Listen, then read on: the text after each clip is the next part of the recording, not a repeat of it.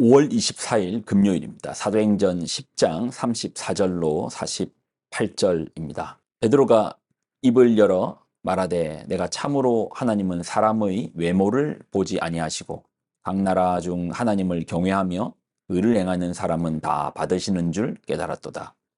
만유의 주 되신 예수 그리스도로 말미암아 화평의 복음을 전하사 이스라엘 자손들에게 보내신 말씀 곧 요한이 그 세례를 반포한 후에 갈릴리에서 시작하여 온 유대에 두루 전파된 그것을 너희도 알거니와 하나님이 나사렛 예수에게 성령과 능력을 기름 붓듯 하셨음에 그가 두루 다니시며 선한 일을 행하시고 마귀에게 눌린 모든 사람을 고치셨으니 이는 하나님이 함께 하셨음이라. 우리는 유대인의 땅과 예루살렘에서 그가 행하신 모든 일의 증인이라. 그들이 나무에 달아 죽였으나 하나님이 사흘 만에 다시 살리사 나타내시되 모든 백성에게 하신 것이 아니요 오직 미리 택하신 증인 곧 죽은 자 가운데서 부활하신 후 그를 모시고 음식을 먹은 우리에게 하신 것이라. 우리에게 명하사 백성에게 전도하되 하나님이 살아있는 자와 죽은 자의 재판장으로 정하신 자가 곧 이 사람인 것을 증언하게 하셨고 그에 대하여 모든 선지자도 증언하되 그를 믿는 사람들이 다 그의 이름을 힘입어 죄사함을 받는다 하였느니라. 베드로가 이 말을 할 때에 성령이 말씀 듣는 모든 사람에게 내려오시니 베드로와 함께 온 할례 받은 신자들이 이방인들에게도 성령 부어 주심으로 말미암아 놀라니 이는 방언을 말하며 하나님 높임을 들음이러라.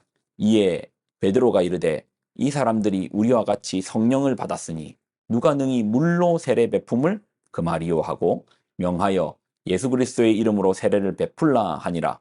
그들이 베드로에게 며칠 더 머물기를 청하니라. 아멘. 기도하겠습니다.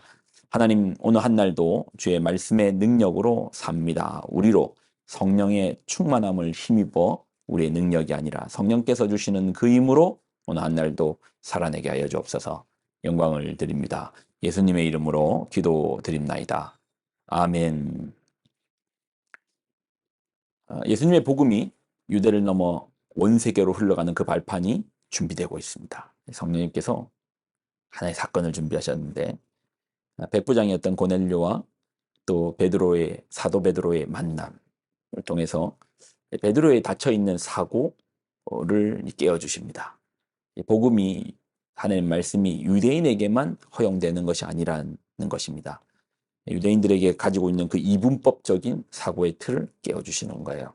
이를 위해서 먼저 고넬료에게 베드로를 찾아가게 하고 또 동시에 베드로에게는 내기퉁이에 쌓여있는 보자기 속에 있는 정한 것과 부정한 것을 하나님 먹으라 하시며 당신께서 깨끗하게 해주셨다라는 사실을 그 신비를 알려주는 겁니다.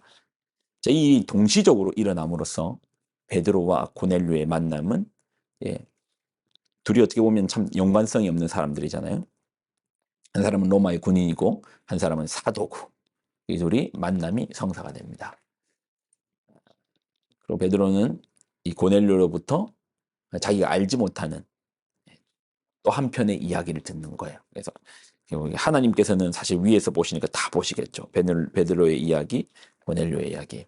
근데 우리는 각자에게 찾아와 주신 하나님으로 말미암아 우리의 입장에서만 볼 수 있고 우리의 면에서만 볼 수 있는 면만 봅니다.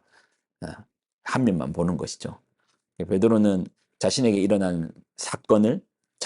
일어난 사건을 볼 것이고 고넬료 역시도 고넬료 자신에게만 일어난 사건을 볼 것인데 이들이 함께 나눔으로 이게 뭐죠?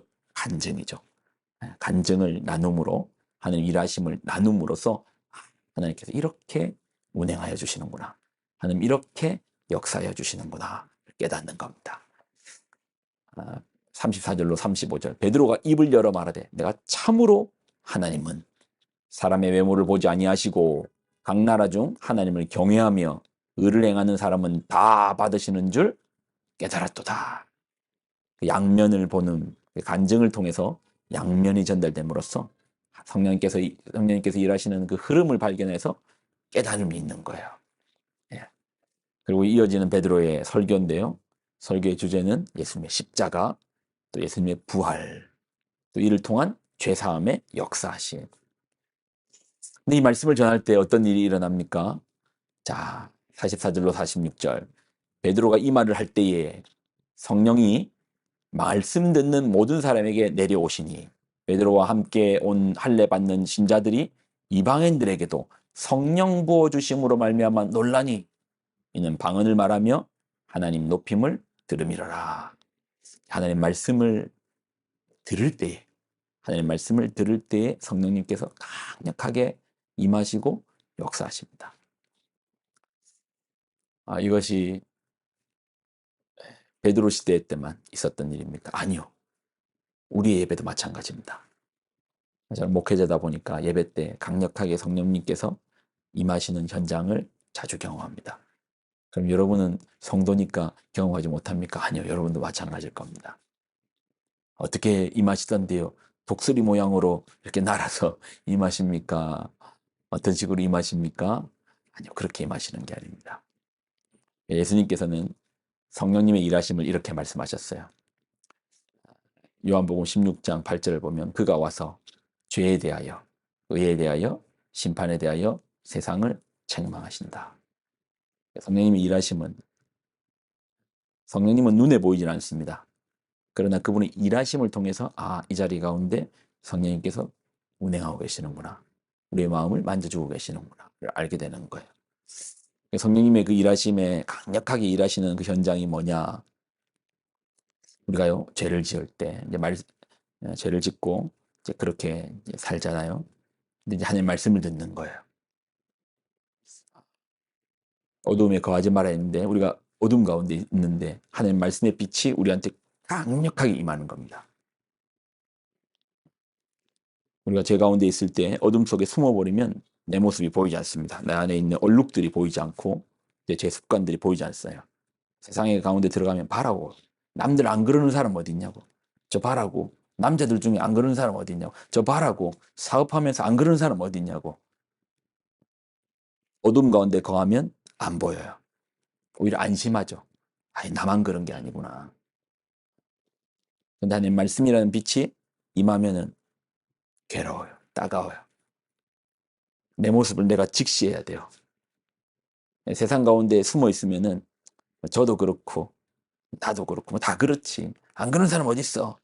그런데 말씀의 빛 가운데 강력하게 임하면 무거워요.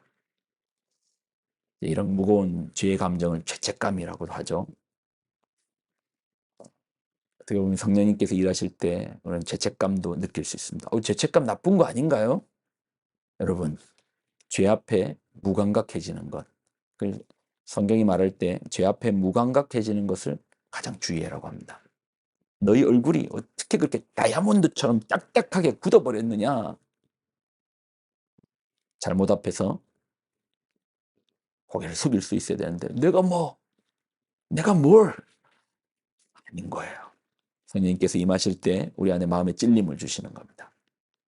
또한 성령님께서 임하실 때 어떤 일이 일어나는가? 고린도서 12장 3절. 그러므로 내가 너희에게 알리노니 하나님의 영으로 말하는 자는 누구든지 예수를 저주할 자라 하지 아니하고 또 성령으로 아니하고는 누구든지 예수를 주시라 할 수 없느니라. 그리고 예수님을 구주로 믿는 것 놀라운 사건인데 구원의 사건인데 이것이 성령님의 일하심인 거예요. 우리가 예배 가운데 이러한 일하심을 경험하잖아요. 네, 그렇죠? 그러면 우리 말씀 가운데서 이러한 찔림도 있고 또 그 말씀하시는 우리에게 말씀 주신 하나님에 대한 깊어짐과 순종함과 또 그 말씀하시는 분에 대한 신뢰함들이 있잖아요. 누가 일하신다고요? 성령님이 일하십니다. 그러니 동일하게 고넬료의 가정에 임했던 성령님께서 지금 2000년 후에 우리의 삶 가운데서도 임해 주시는 겁니다. 성령을 믿고 믿음으로 나아가는 우리가 되기를 부탁드립니다. 기도하겠습니다. 하나님, 오늘 한 날도 믿음으로 삽니다. 성령님께서 일하여 주시는 그 현장을 봅니다. 또 우리의 삶에서 날마다 우리와 동행하여 주시고 우리를 깨닫게 하여 주시고 우리를 만나 주시며 우리를 예수님께로 인도하시는 그 성령님의 인도하심으로 살게 하여 주옵소서. 영광을 드립니다. 예수님의 이름으로 기도드립나이다. 아멘.